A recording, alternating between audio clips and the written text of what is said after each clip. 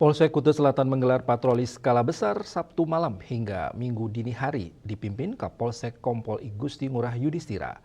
Polisi menghalau gerombolan pengendara motor yang hendak melakukan balapan liar di wilayah Kuta Selatan.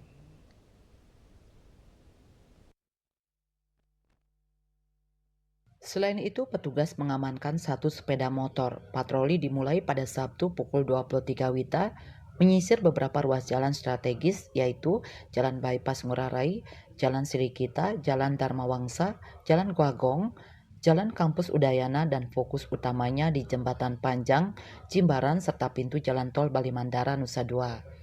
Pada Minggu pukul 3 WITA, petugas melihat rombongan anak muda naik motor yang akan melakukan trek-trekan dari arah Kedonganan, Kute dengan sigap tim patroli menghalau mereka hingga berbalik arah dan tidak jadi melakukan aksinya di wilayah Kuta Selatan.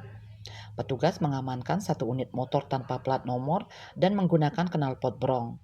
Kompol Yudhistira menegaskan patroli skala besar ini akan terus dilakukan secara rutin untuk menjaga Kamtibmas di wilayah Kuta Selatan. Ia juga mengimbau kepada masyarakat untuk selalu waspada dan mematuhi peraturan lalu lintas. Kertanegara Bali Pos melaporkan.